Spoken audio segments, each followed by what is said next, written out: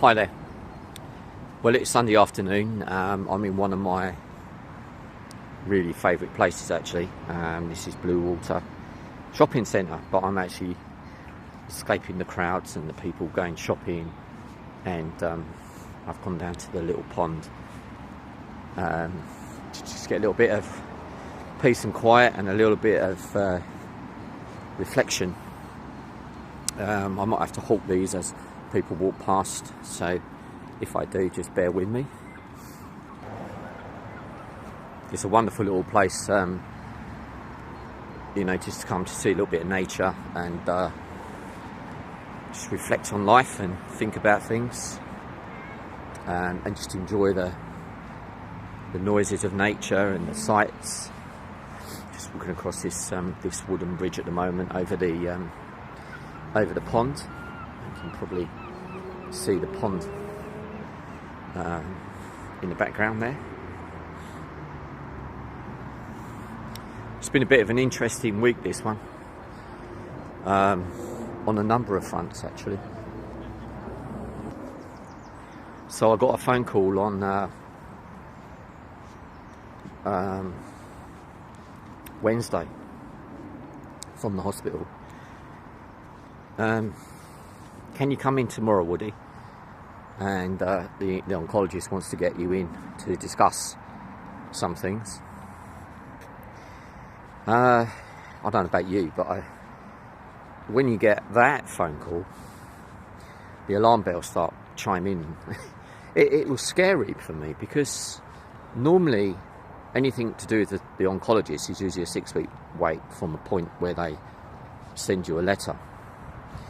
And then you kind of just wait for the 6 weeks and go and see the oncologist. But this was like the next day. In fact, it was almost within 24 hours.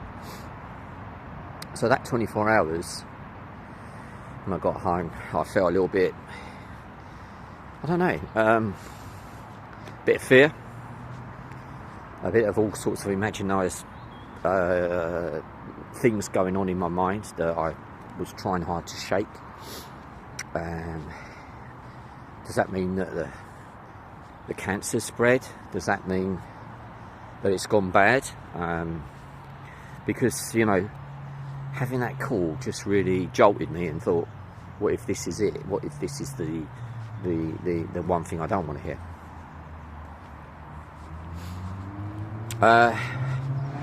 And then I pulled myself together a little bit and started thinking, what would I tell someone else in this situation?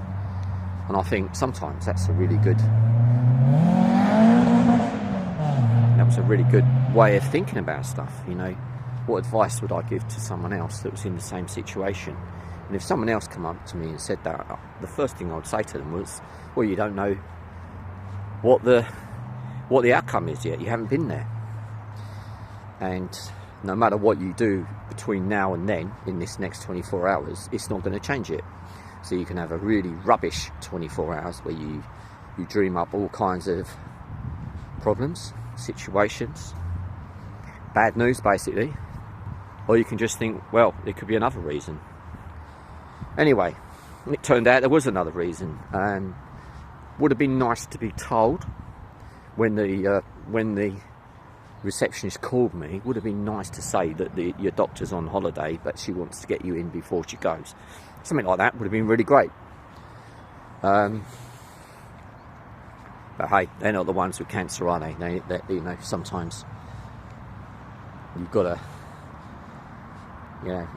they're not thinking the same as we're thinking, and I accept that. That's okay. Anyway, I go there, and I'll tell you what happened, shall I? That's obviously why I'm here.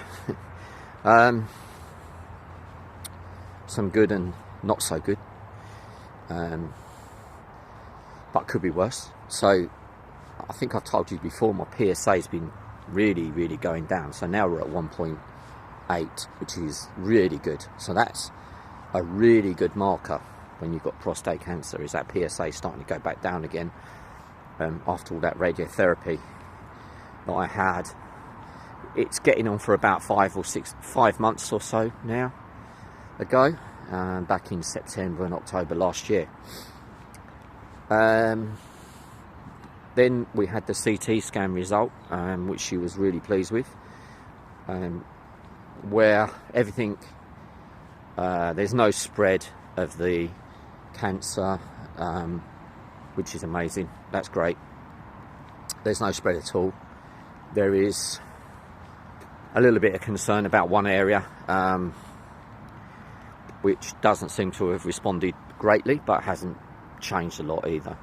So I've got some response from some of the cancer cells in various places, and some have just sort of hopefully just gone to sleep and hopefully never wake up again.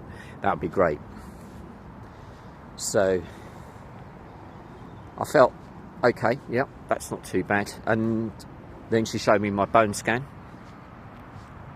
It's always interesting looking at a bone scan and seeing in those little black places where cancer is and was.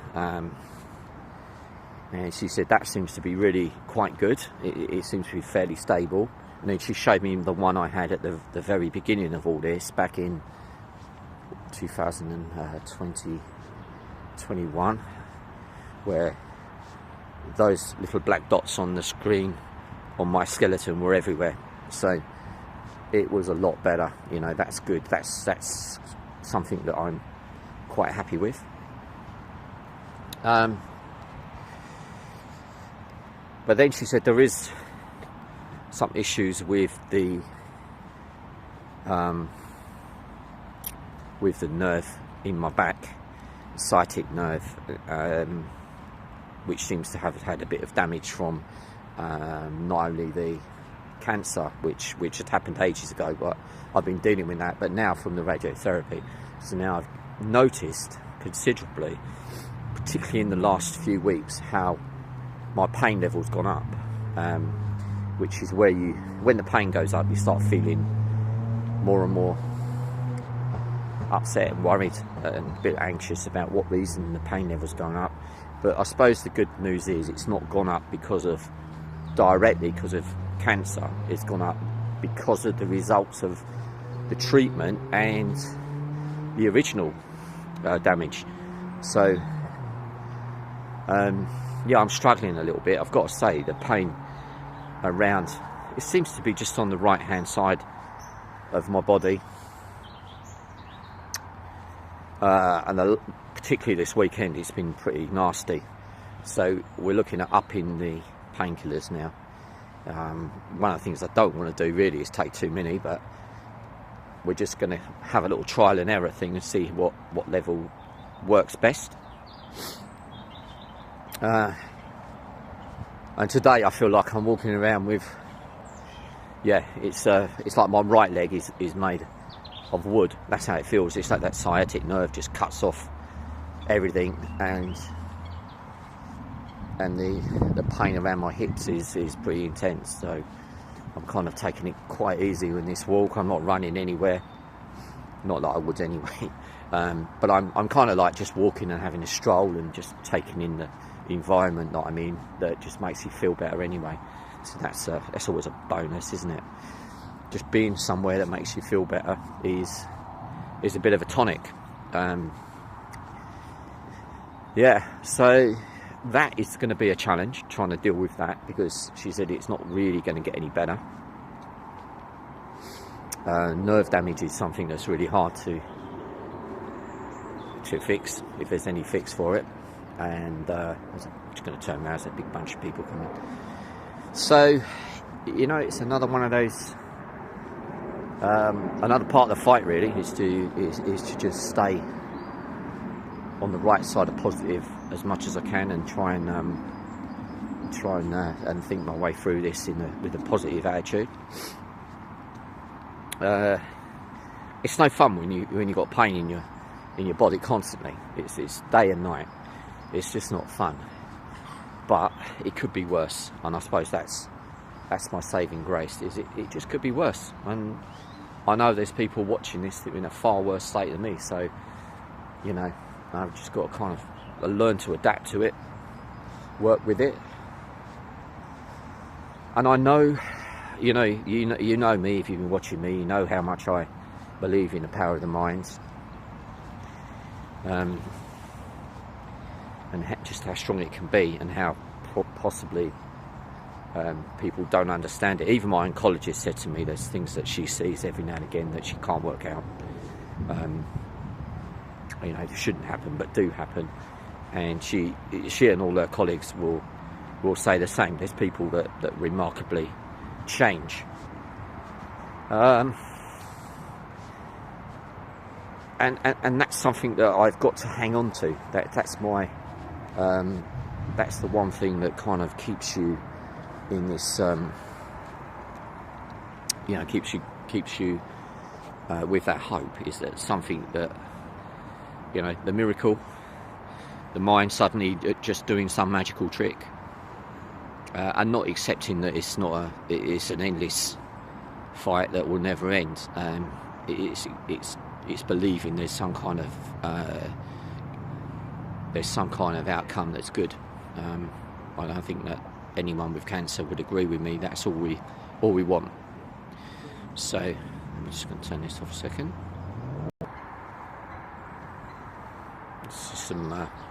Some kids passed by and I didn't want to put them on the video.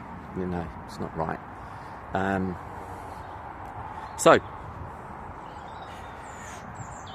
I'm going forward from this point with the same determination, the same spirit that I won't give up, the same fight, and I just wanted to leave you with another little bit of stuff that I heard, because I'm always trying to seek out things that talk about the power of the mind. There's so much out there, and I could spend hours and hours giving you little bits each time I'm on this video. So I'm just going to do like another one, and then every video I'm going to try and give you another one. And this one, which really fascinates me, is it's about a group of men. The study was done at Harvard in the States, I believe. A group of men in their 80s. Okay. There may have been women as well. I can't remember, but let's just say a group of people in their 80s who were not particularly healthy. Back in the time this was done quite a few years ago. So back in that time, 80 was a real top end. So they were in a not great state. And anyway, the experiment was to put them in a situation where they started to believe they were in an environment that was 20 years before that, so in the 60s. Okay, so they put them in this environment. They changed everything about it, all the decor, all the TV stuff they were seeing. Everything was remodeled to make them feel like they were 20 years, like it was 20 years ago. They took all the details about all their vital statistics. They took lots of details about each person. And at the end of the experiment, they then looked at each person and again took measurements, and there were some remarkable changes. So these people have been living in an environment that simulated them being back in the 60s. And to their astonishment, they actually started to change physically. Their eyesight improved.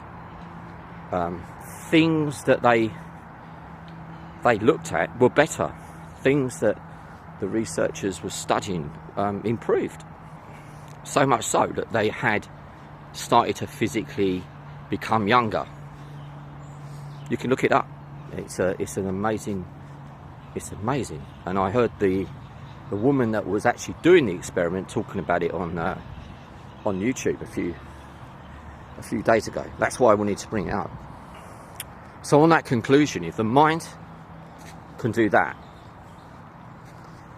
and physically change people just by the way they believe they are, what they believe, what else can it do? What else can it do? Can we start believing that we're getting better?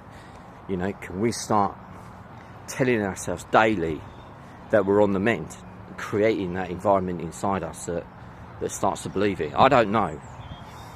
I just think that there's a chance that is something that we could explore. And to be honest, I have been doing it since the start of this. I've been telling myself every day that I'm getting better. you know, in some small way. And considering where I started, I was in a real mess. So I have got better. There's no doubt about it. I have got better. I've gone past the expiry date, as they say.